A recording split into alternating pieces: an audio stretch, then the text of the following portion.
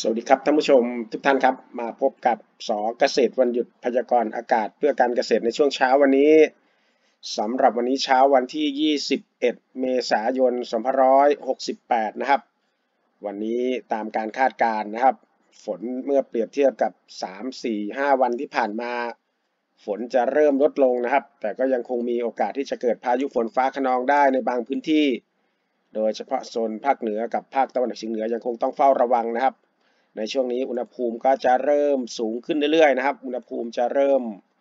ไต่สูงขึ้นเรื่อยๆเพราะฉะนั้นก็ระวังในส่วนของอากาศร้อนจัดด้วยนะครับสำหรับท่านผู้ชมที่ทำงานในกลางแจ้งโดยเฉพาะพี่น้องเกษตรกรนะครับที่ต้องทำงานบริเวณกลางแจ้งวันนี้กรมอุตุนิยมวิทยายังคงแจ้งเตือนบางพื้นที่นะครับมีโอกาสที่จะเกิดพายุฝนฟ้าคะนองลมกระโชกแรงได้นะครับเป็นการแจ้งเตือนตั้งแต่ 18 นาฬิกาของเมื่อวานนี้จนกระทั่งถึง 18 นาฬิกาวันนี้นะครับยังคงต้องเฝ้าระวังบางพื้นที่ในส่วนของพายุฝนฟ้าคะนองนะครับมาดูประกาศแจ้งเตือนจากกรมอุตุนิยมวิทยาวันนี้ประมาณ 37 จังหวัดนะครับที่เสี่ยงที่มีโอกาสที่จะเกิดพายุฝนฟ้าคะนองได้ข้อควรระวังนะครับขอให้ประชาชนระวังอันตรายจากฝนฟ้าคะนองกับลมกระโชกแรงที่อาจจะเกิดขึ้นบางพื้นที่นะครับรวมทั้งดูแลรักษาสุขภาพเนื่องจากสภาพอากาศที่ร้อนไว้ด้วยชาวเรือบริเวณอ่าวไทยและทะเลอันดามันหลีกเลี่ยงการเดินเรือในบริเวณที่มีฝนฟ้าคะนองนะครับก็โดยลักษณะสภาพอากาศโดยทั่วไปอุณหภูมิจะสูงขึ้นนะครับไต่ขึ้นไปถึง40องศาเพราะฉะนั้นเตรียมรับมืออากาศร้อนจัดด้วยแล้วก็ที่สำคัญเมื่อร้อนมากพอเกิดฝนนะครับก็จะมีในส่วนของลมกระโชกแรงซึ่งอาจจะทำความเสียหายให้แก่สิ่งปลูกสร้างอาคารบ้านเรือนนะครับก็ระวังตรงนี้นะครับมาดูในส่วนของวันนี้ที่กรมอุตุนิยมวิทยาคาดการณ์นะครับตั้งแต่ 18 นาฬิกาของเมื่อวานนี้จนกระทั่งถึง 18 นาฬิกาวันนี้ภาคเหนืออากาศร้อนฝนฟ้าคะนอง 20% ของพื้นที่นะครับโดยมีลมกระโชกแรงบางแห่งเน้นจังหวัดต่อไปนี้นะครับ1น่าน2แพร่3อุตรดิตถ์4จังหวัดตาก5กำแพงเพชร6สุโขทัยแล้วก็7พิษณุโลกนะครับ7จังหวัดวันนี้ฝนเริ่มที่จะน้อยลงนะครับวันนี้จะเหลือแค่7จังหวัดเสี่ยง 20% ของพื้นที่แล้วก็ที่สำคัญเฝ้าระวังลมกระโชกแรงด้วยนะครับภาคเหนืออุณหภูมิต่ำสุด22ถึง27องศาเซลเซียสแล้วก็สูงสุด35ถึง39องศาเซลเซียสครับในส่วนของภาคเหนือภาคตะวันออกเฉียงเหนือนะครับอากาศร้อนแล้วก็อากาศร้อนจัดบางพื้นที่นะครับฝนฟ้าคะนอง 20% ของพื้นที่แล้วก็มีลมกระโชกแรงบางแห่งเน้นจังหวัดต่อไปนี้นะครับ1เลย2หนองคาย3บึงกาฬ4หนองบัวลำพู5อุดร6ชัยภูมิแล้วก็7จังหวัดขอนแก่นนะครับทั้งหมด7จังหวัดวันนี้ที่มีโอกาสที่จะเกิดฝนฟ้าคะนองลมกระโชกแรงเน้นอีสานตอนบนนะครับวันนี้อุณหภูมิสูงสุดนะครับเฝ้าระวังด้วยนะครับมีโอกาสแตะ40นะครับอุณหภูมิสูงสุด35-40องศาเซลเซียสแล้วก็ต่ำสุด23-26องศาเซลเซียสนะครับในส่วนของภาคตะวันออกเฉียงเหนือภาคกลางนะครับอากาศร้อนนะครับอากาศร้อนจัดบางพื้นที่ฝนฟ้าคะนอง 20% ของพื้นที่แล้วก็มีลมกระโชกแรงบางแห่งเน้นจังหวัดนครสวรรค์อุทัยธานีชัยนาทกาญจนบุรีสุพรรณบุรีแล้วก็ราชบุรีนะครับทั้งหมด6จังหวัดนะครับในส่วนของภาคกลางนะครับแล้วก็มีลมกระโชกแรงในบางแห่งด้วยนะครับมาดูนะครับอุณหภูมิสูงสุดนะครับ37-41องศาเซลเซียสเพราะฉะนั้นนี่นะครับเริ่มที่จะไต่ร้อนสูงสุดแล้วนะครับ41องศาเซลเซียสนะครับแล้วก็ต่ำสุด25-27องศาเซลเซียสในส่วนของภาคกลางแล้วก็กรุงเทพมหานครและปริมณฑลนะครับวันนี้อากาศร้อนนะครับฝนฟ้าคะนอง 20% ของพื้นที่ส่วนมากในช่วงระหว่างบ่ายถึงค่ำนะครับกรุงเทพนนทบุรีปทุมธานีแล้วก็สมุทรปราการอุณหภูมิต่ำสุด26-28องศาเซลเซียสแล้วก็สูงสุด35-38องศาเซลเซียสนะครับภาคตะวันออกนะครับอากาศร้อนฝนฟ้าคะนอง 20% ของพื้นที่โดยมีลมกระโชกแรงบางแห่งเน้นจังหวัดต่อไปนี้นะครับนครนายกปราจีนบุรีฉะเชิงเทราชลบุรีระยองนะครับแล้วก็อุณหภูมิสูงสุด34-37องศาเซลเซียสต่ำสุด26-28องศาเซลเซียสนะครับนี่คือโซนทางด้านภาคตะวันออกภาคใต้นะครับมาดูภาคใต้ฝั่งอันดามันฝนฟ้าคะนอง 40% ของพื้นที่นะครับเน้นจังหวัดพังงาภูเก็ตแล้วก็กระบี่นะครับ3จังหวัดพังงาภูเก็ตและก็กระบี่ แล้วก็อุณหภูมิต่ำสุด 24-26 องศาเซลเซียส สูงสุด 32-35 องศาเซลเซียส ภาคใต้ฝั่งอันดามันนะครับคลื่นในทะเลนะครับคลื่นสูงประมาณ1เมตรบริเวณที่มีฝนฟ้าคะนองคลื่นสูงมากกว่า2เมตรภาคใต้ฝั่งอันดามันครับมาดูภาคใต้ฝั่งอ่าวไทยบ้างนะครับภาคใต้ฝั่งอ่าวไทยฝนฟ้าคะนอง 30% ของพื้นที่เน้นจังหวัดชุมพรสุราษฎร์ธานีนครศรีธรรมราชพัทลุงสงขลาและก็ปัตตานีนะครับอุณหภูมิต่ำสุด 24-26 องศาเซลเซียสและก็สูงสุด 34-35 องศาเซลเซียสคลื่นในทะเลนะครับคลื่นสูงต่ำกว่า1เมตรบริเวณที่มีฝนฟ้าคะนองคลื่นสูงมากกว่า2เมตรนะครับนี่คือข้อมูลภาพรวมจากกรมอุตุนิยมวิทยารวมแล้วทั้งหมดวันนี้37จังหวัดนะครับที่มีโอกาสที่จะเกิดพายุฝนฟ้าคะนองแล้วก็ลมกระโชกแรงได้โดยเฉพาะภาคเหนือภาคตะวันออกเฉียงเหนือนะครับเฝ้าระวังรวมทั้งภาคกลางนะครับอากาศร้อนจัดมีโอกาสแตะ41องศาเซลเซียสได้นะครับในส่วนของข้อมูลกรมอุตุนิยมวิทยาวันนี้แล้วก็เดี๋ยวมาดูในส่วนของแผนที่นะครับแผนที่อากาศพื้นผิวนิดนึงนะครับท่านผู้ชมแผนที่อากาศพื้นผิวตั้งแต่ช่วงหัวค่ำของเมื่อวานนี้นะครับก็จะเห็นว่าประเทศไทยเนี่ยนะครับก็จะมีถูกปกคลุมด้วยคลื่นความร้อนนะครับก็คือหย่อมความกดอากาศต่ำเนื่องจากคลื่นความร้อนเพราะฉะนั้นช่วงนี้ก็สะสมความร้อนต่อไปนะครับระวังอากาศร้อนนะครับอุณหภูมิร้อนถึงร้อนจัดนะครับในช่วงนี้ท่านผู้ชมที่ทำงานกลางแจ้งก็ระมัดระวังในเรื่องของโรคลมแดดนะครับ heat stroke แล้วก็ที่สำคัญในช่วงบ่ายถึงค่ำอาจจะมีพายุฝนฟ้าคะนองลูกเห็บตกแล้วก็ฟ้าผ่าเกิดขึ้นได้ในบางพื้นที่เพราะฉะนั้นเฝ้าระวังในส่วนของภัยทางธรรมชาติตรงนี้ด้วยนะครับกรณีฟ้าผ่าก็เกิดขึ้นมาหลายพื้นที่นะครับก็มีความเสียหายเกิดขึ้นแล้วก็เดี๋ยวเรามาเช็คในส่วนของข้อมูลนะครับมาเช็คข้อมูลจากข้อมูลจากแอปวินดี้นะครับมาดูข้อมูลจากในส่วนของคาดการณ์วันนี้นะครับมาดูข้อมูลคาดการณ์แนวโน้มการเกิดฝนฟ้าคะนองวันนี้ตั้งแต่ช่วง4 นาฬิกานะครับ4 นาฬิกาวันนี้ยังคงมีฝนตกต่อเนื่องมาตั้งแต่ช่วงเช้าตั้งแต่ช่วงเมื่อคืนนี้ครับตกต่อเนื่องมาตั้งแต่ช่วงเมื่อคืนนี้มีหลายพื้นที่เดี๋ยวเรามาเช็คข้อมูลกันนะครับว่ามีพื้นที่ไหนบ้างถ้าดูจากตรงนี้นะครับก็จะเป็นโซนทางด้านตอนเช้าตรู่นี้เป็นโซนอำเภอปัวนะครับจังหวัดน่านตรงนี้ยังคงต้องเฝ้าระวังพายุฝนฟ้าคะนองต่อเนื่องนะครับมาตั้งแต่เมื่อวานนี้แหละอำเภอปัวอำเภอบ่อเกลือนะครับอำเภอเวียงสาอำเภอทุ่งช้างจังหวัดน่านอำเภอเมืองแพร่นะครับอำเภอบ้านสวนอำเภอเมืองอุตรดิตถ์สวรรคโลกนะครับตรงนี้สุโขทัยอุตรดิตถ์แล้วก็แพร่รวมทั้งน่านนะครับรอยต่อของเนี่ย3-4 จังหวัดนี้ในช่วงเช้าวันนี้นะครับมีโอกาสที่จะเกิดพายุฝนฟ้าคะนองต่อเนื่องมาตั้งแต่ช่วงเมื่อคืนนี้แล้วก็โซนทางด้านอีสานฝั่งนี้นะครับมีโอกาสมีฝนต่อเนื่องมาตั้งแต่ช่วงเมื่อคืนนี้นะครับดึกๆอำเภอตรงนี้จะเป็นบึงกาฬครับบึงกาฬอำเภอเมืองบึงกาฬอำเภอพรเจริญบ้านม่วงโซ่พิสัยอำเภอศรีวิไลบึงโขงหลงนะครับบ้านแพงนครพนมท่าอุเทนนะครับแล้วก็ลงมาถึงศรีสงครามวานอนนิวาสอำเภอนามนนะครับเมืองกาฬสินธุ์อำเภอเมืองสกลนครอำเภอปราบากนะครับแล้วก็เรนูนครธาตุพนมอำเภอเมืองมุกดาหารนิคมคำสร้อยนะครับดอนตาลแล้วก็อำนาจเจริญป่าติ้วทรายมูลนะครับอำเภอศิลาอาจบึงบูรเมืองศรีสะเกษพิบูลมังสาหารศรีเมืองใหม่นะครับมีโอกาสที่จะเกิด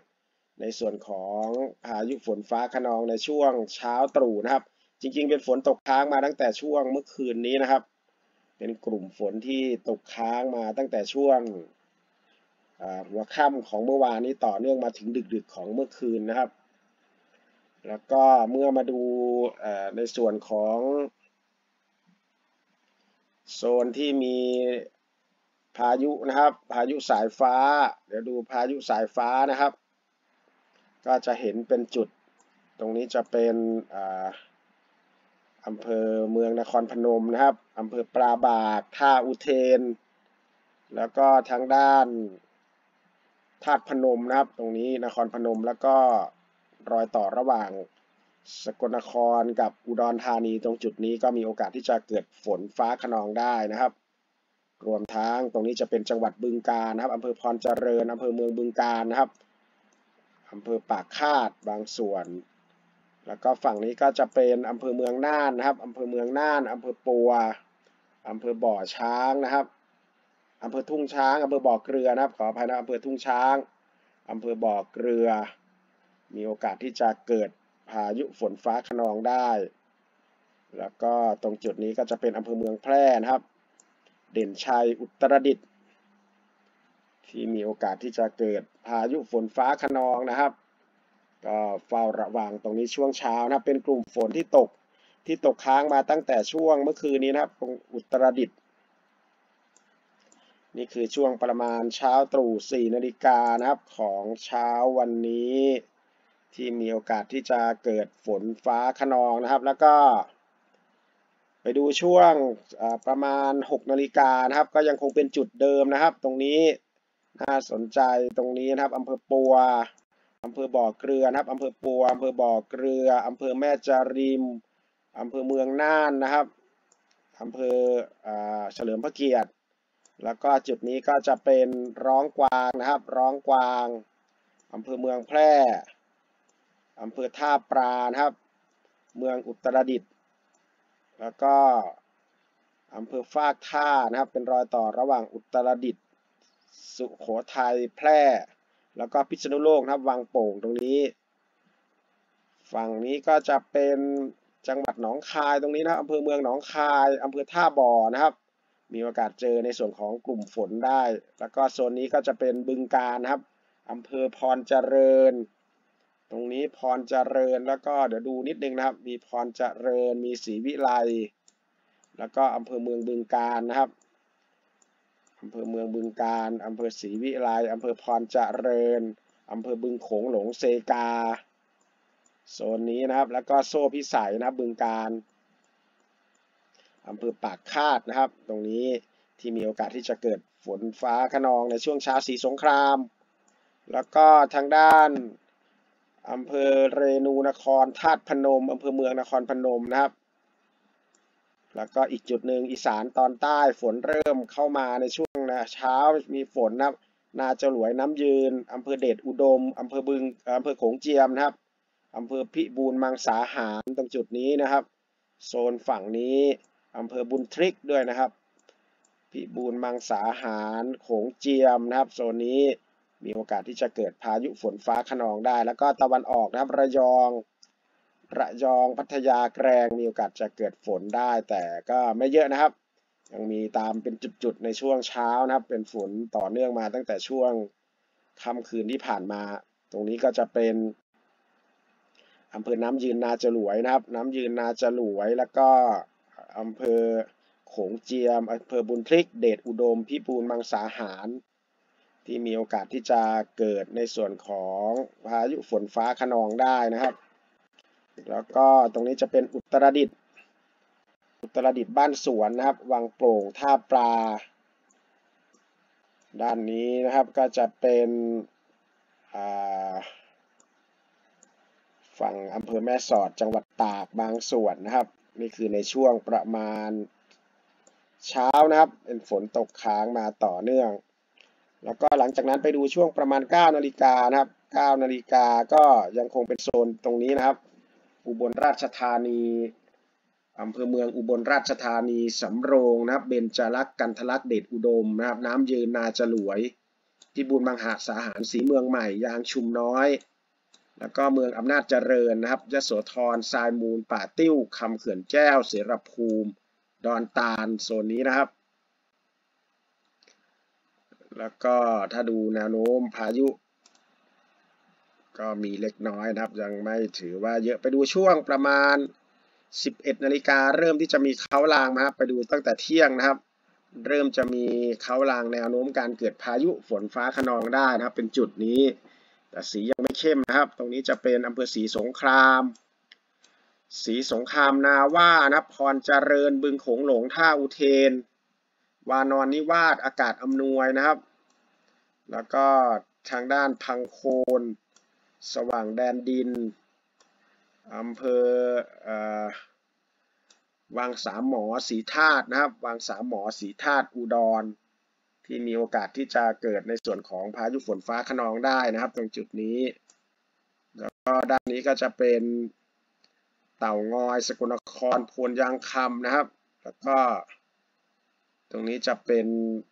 รอยต่อของสกลนครกับอุดรธานีนะครับที่มีโอกาสที่จะเกิดในส่วนของฝนฟ้าคะนองได้นะครับแล้วก็ตรงนี้อุดรธานีนะครับรอยต่อระหว่างอุดรกับขอนแก่นตรงนี้จะเป็นอำเภอโนนสะอาดกุมภาวาปีแล้วก็เขาสวนกวางขอนแก่นนะครับด้านนี้ก็จะเป็นกระนวลศรีธาตุวังสามหมอท่าคันโทนะครับรอยต่อของอุดรธานีขอนแก่นแล้วก็กาฬสินธุ์ฝั่งนี้จะเป็นอำนาจเจริญนะครับอำนาจเจริญคำเขื่อนแก้วป่าติ้วยางชุมน้อยแล้วก็อำเภอเขื่องในนะครับอำเภอพนาเป็นจุดที่มีโอกาสที่จะเกิดฝนฟ้าคะนองได้นะครับในช่วงนี้แล้วก็ฝั่งนี้จะเป็นอุตรดิตถ์นะครับวังชิ้นล้อมแรดสามเงาเมืองอุตรดิตถ์อำเภอรองอำเภอเด่นชัยเมืองแพร่ท่าปลานะครับร้องกวางฟากท่าอำเภอเวียงสาที่มีโอกาสที่จะเกิดพายุฝนฟ้าคะนองได้นะครับตรงนี้นี่คือในช่วงประมาณ 12 นาฬิกาช่วง 14 นาฬิกานะครับก็ยังแช่อยู่ตามจุดเดิมนะครับ 14 นาฬิกาแนวโน้มฝนวันนี้ยังไม่เยอะนะครับฝนเริ่มที่จะลดลง 14 นาฬิกาก็ยังคงเป็นจุดเดิมนี้นะครับตรงนี้จะเป็นอำเภอนาว่าอำเภอศรีสงครามนะครับนาว่าศรีสงครามแล้วก็ตรงนี้อำเภอนาว่าศรีสงครามแล้วก็มาด้านนี้จะเป็นบึงโขงหลงเซกาบ้านแพงท่าอุเทนนะครับศรีสงครามตรงนี้ที่มีโอกาสที่จะเกิดฝนฟ้าคะนองลมกระโชกแรงนะครับอำเภอนาว่าอำเภอนาว่าอำเภออากาศอำนวยนะครับวานอนนิวาสศรีวิไลอำเภอเมืองบึงกาฬแล้วก็พังโคนสว่างแดนดินนะครับแล้วก็มาตรงศรีธาตุวังสามหมอท่าคันโทนะครับตรงจุดนี้ฝั่งนี้ก็จะเป็นอำเภอเมืองอุดรธานีหนองวัวซออำเภอหนองแสงนะครับอำเภอชัยวานหนองหานแล้วก็ต่อมาเขาสวนกวางของขอนแก่นนะครับรอยต่อระหว่างขอนแก่นกับอุดรส่วนด้านนี้ก็จะเป็นรอยต่อระหว่างกาฬสินธุ์ขอนแก่นอุดรนะครับอีกจุดหนึ่งที่ฝนพาดมาตรงนี้ก็จะเป็นอำเภอเวียงสานะครับอำเภอฟากท่าเวียงสาฟากท่าอำเภอเมืองแพร่แล้วก็เด่นชัยท่าปลาเมืองอุตรดิตถ์ฟากท่านับวังชิ้นอำเภอรองอำเภอล้อมแรดทุ่งเสลี่ยมนับสามเงาอำเภอแม่ระมาดอำเภอแม่สอดท่าสองยางจังหวัดตากนะครับอำเภอลี้ลำพูนส่วนโซนทางด้านภาคใต้นะครับก็จะเริ่มมีฝนในบางส่วนนะครับดูโมเดลฝนโซนภาคใต้ก็จะเน้นเป็นโซนภาคใต้ด้านล่างนะครับอำเภอคุระบุรีตะกั่วป่าคุระบุรีตะกั่วป่าพังงาเมืองภูเก็ตกระบี่นะครับอำเภอพระแสงฉวางบ้านนาสารนครศรีธรรมราชทุ่งสงชะอวดสิเกลาเมืองตรังย่านตาขาวพัทลุงระโนดควรเนียงนะครับควรโดนสตูลสะดาวนาทวีสะบ้าย้อยยะลานะครับรวมทั้งโซนนี้ก็จะเป็นอำเภอเมืองนราธิวาสสุไหงโกลกที่มีโอกาสที่จะเกิดพายุฝนฟ้าคะนองตรงนี้ช่วงประมาณ 14 นาฬิกาไปดู 15 นาฬิกาก็จะเริ่มมากขึ้นนะครับตรงจุดอีสานตอนบนก็จะเป็นจุดเดิมโซนนี้อำเภอนาว่านะครับนาว่าศรีสงครามวานอนนิวาสอำเภอเมืองสกลนครอำเภอตรงนี้จะเป็นทุ่งฝนหนองหานแล้วก็มาทางด้านอำเภอปราบากนะครับกุนิคมคำสร้อยด้านนี้ดอนตาล แล้วก็รอยต่อระหว่างอุดรธานีหนองบัวลำพูแล้วก็ขอนแก่นตรงจุดนี้อำเภอภูเรือจังหวัดเลยนะครับที่เหลือก็ปลายอำเภออมก๋อยแม่สอดอำเภออุ้มผางทองผาภูมิระยองจันทบุรีตราดบางส่วนนะครับสอยดาวโป่งน้ำร้อนตราดพัทยาระยองหัวหินบางส่วนแล้วก็ตะกั่วป่าภูเก็ตสุราษฎร์ธานีนครศรีธรรมราชตรังหาดใหญ่ยะลาก็มีโอกาสที่จะเกิดฝนได้เล็กน้อยนะครับดูแล้วไม่เยอะแต่ถ้าดูแนวโน้มพายุฝนฟ้าคะนองก็ยังคงเป็นคลองเดิมนะครับอำเภอเมืองอุดรธานีตรงนี้แล้วก็มาอำเภอหนองหานอำเภอกุมภาวาปีศรีธาตุวังสามหมอนะครับท่าคันโทกาฬสินธุ์วานอนนิวาสนาว่าศรีสงครามบึงโขงหลงบ้านแพงนะครับตรงจุดนี้อำเภอเมืองนครพนมเมืองสกลนครนะครับแล้วก็เต่างอยเขาวงกาฬสินธุ์ดงหลวงมุกดาหารนะครับฝั่งนี้ก็จะเป็นทางด้านอำเภอเมืองแพร่เด่นชัยท่าปลาอำเภอรองอำเภอฟากท่าอำเภอเวียงสาอำเภอเมืองน่านวังชิ้นนะครับอำเภอศรีสัชนาลัยสวรรคโลกทุ่งเสลี่ยมร้อมแรดสามเงาอำเภอแม่ระมาดท่าสองยางแม่สอดตรงจุดนี้นะครับสีเข้มอำเภอตรงนี้มีสามเงาบ้านตากตรงจุดนี้อำเภอล้อมแรดแถว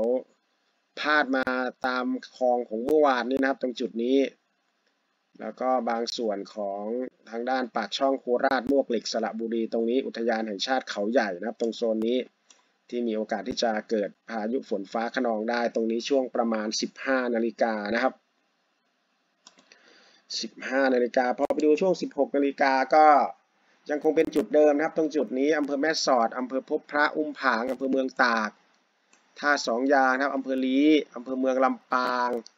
อำเภอวังชิ้นนะครับอำเภอสวรรคโลกเมืองสุโขทัยอำเภอ2อำเภอเมืองแพร่น่านบางส่วนนะภูเรือจังหวัดเลยบางจุดแล้วก็ฝั่งนี้อำเภอนาว่านะครับนาว่าศรีสงครามพรเจริญบึงโขงหลงวานอนนิวาสแล้วก็นิคมคำสร้อยเมืองมุกดาหารบางส่วนนะครับที่เหลือก็พระนครศรีอยุธยากรุงเทพแล้วก็ทางด้านนี้จะเป็นสอยดาวจันทบุรีตราดอำเภอแกลงระยองเมืองชลบุรีคอนบุรีนางรองปากช่องนะครับฝั่งนี้ก็จะเป็นนครศรีธรรมราชอำเภอเมืองตรังคุระบุรีตะกั่วป่าพังงาภูเก็ตกระบี่ตรังสิเกาย่านตาขาวควนโดนนะครับสตูลสะเดานาทวีสะบ้าย้อยบันนังสตาลือเสาะนะครับที่เป็นโซนที่มีโอกาสที่จะเกิดพายุฝนฟ้าคะนองได้นะครับถ้าดูโมเดลพายุนะครับดูแนวโน้มการเกิดพายุก็ยังอยู่จุดเดิมนะครับแต่จะมีโซนทางด้านภาคใต้บางส่วนนี้นะครับที่โผล่มาก็คือจะเป็นอำเภอเมืองกระบี่ย่านตาขาวตรังโซนนี้แล้วก็เมื่อมาดูจุดนี้ก็จะเป็นอำเภอหันคาชัยนาทนะครับศรีประจันหันคาแล้วก็อำเภอเมืองตากนะครับอำเภอเมืองตากสุโขทัยกำแพงเพชรสามเงาศรีสำโรงสวรรคโลกทุ่งเสลี่ยมอำเภอล้อมแรดนะครับแม่ละมาดท่าสองยางอำเภอวังชิ้นอำเภอเด่นชัยอำเภอรองอำเภอเมืองแพร่ท่าปลานะครับบ้านสวนฟากท่าแล้วก็ร้องกวางตรงนี้นะครับเชียงคานจังหวัดเลยบางส่วนมีโอกาสที่จะเกิดฝนฟ้าคะนองได้ตรงนี้เป็นรอยต่อระหว่างนากลางหนองบัวลำพูกับจังหวัดเลยนะครับผาขาวนะครับวังสะพุงจังหวัดเลยตรงนี้จะเป็นอำเภอสว่างแดนดินนะครับสว่างแดนดินหนองหานบ้านดุงทุ่งฝนชัยวานนะครับแล้วก็ศรีธาตุวังสามหมอด้านนี้ก็จะเป็นอำเภอเมืองสกลนครแล้วก็ทางด้านพรเจริญบึงกาฬนะครับอำเภอบึงโขงหลงอำเภอบ้านแพงท่าอุเทนนี่คือโซนที่มีโอกาสที่จะเกิดฝนฟ้าคะนองประมาณ 16 นาฬิกานะครับตรงจุดนี้จะเป็นหันคาศรีประจันนะครับดอนเจดีหนองยาไซของจังหวัดสุพรรณบุรีนะครับแล้วก็ตรงนี้จะเป็น กำแพงแสนบ้านโป่งท่าเรือเมืองนครปฐมที่มีโอกาสที่จะเกิดพายุฝนฟ้าคะนองนะครับส่วนภาคใต้ก็มีประปรายบางจุดอำเภอเมืองกระบี่อำเภอเมืองตรังนะครับนี่คือช่วงช่วงประมาณ16 นาฬิกาไปดูช่วง18 นาฬิกานะครับ17-18 นาฬิกาก็ยังคงมีฝนได้เล็กน้อยแต่ไม่เยอะนะฝนจะเริ่มลดลงวันนี้แต่ก็ยังมีโอกาสจะเกิดฝนได้ในบางพื้นที่นะครับตรงนี้อำเภอแม่สอดอำเภอพบพระนะครับอำเภอเมืองตากอำเภอสามเงาอำเภอทุ่งเสลี่ยมนะครับสุโขทัยศรีสำโรงอำเภอสวรรคโลก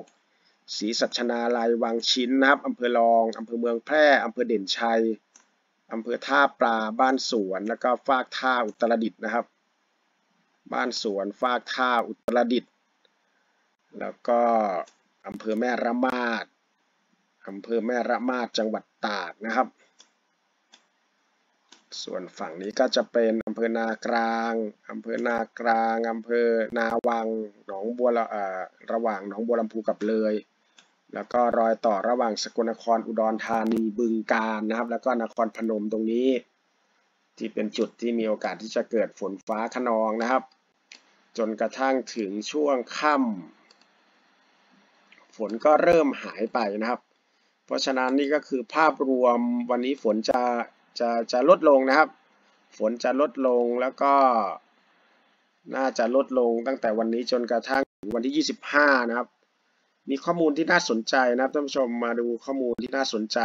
จากกรมอุตุนิยมวิทยานี่นะครับตั้งแต่วันที่18ถึงวันที่24เนี่ยถ้าดูข้อมูลจากตรงนี้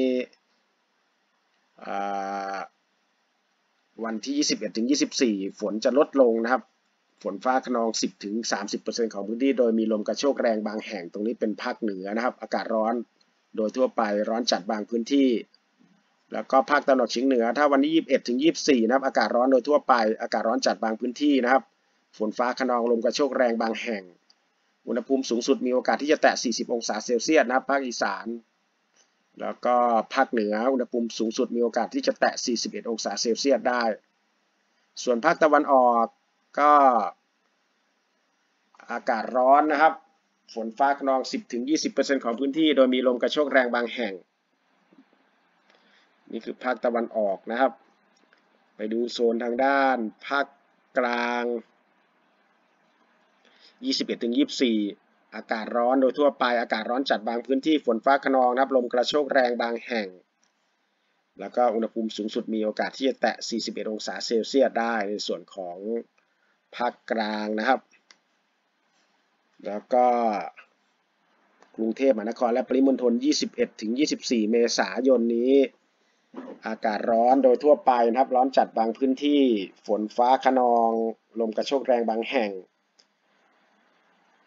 แล้วก็ภาคใต้นะครับ21-24 เมษายนฝนฟ้าคะนอง 20-40% ของพื้นที่ส่วนมากทางตอนล่างของภาคนะครับแล้วก็ในส่วนของนี่คือภาคใต้ฝั่งตะวันออกภาคใต้ฝั่งตะวันตกฝนฟ้าคะนอง 20-40% ของพื้นที่ส่วนมากทางตอนล่างของภาคนี่เป็นข้อมูลจากกรมอุตุนิยมวิทยานะครับที่ได้คาดการณ์ในส่วนของลักษณะสภาพอากาศนะครับแล้วก็วันนี้ไม่มีพื้นที่เสี่ยงภัยฝนตกหนักนะครับวันนี้กรมอุตุนิยมวิทยาแจ้งไม่มีพื้นที่ที่เป็นพื้นที่เสี่ยงภัยที่มีโอกาสที่จะเกิดฝนตกหนักนะครับก็เป็นภาพรวมนะครับภาพรวมก็คือวันนี้ฝนจะเริ่มลดลงแต่ก็ยังมีบางพื้นที่มีโอกาสที่จะเกิดพายุฝนฟ้าคะนองได้โดยเฉพาะในช่วงบ่ายถึงค่ำนะครับเพราะฉะนั้นบ่ายถึงค่ำก็เฝ้าระวังโดยเฉพาะภาคเหนือภาคตะวันออกเฉียงเหนือนะครับที่ผ่านมา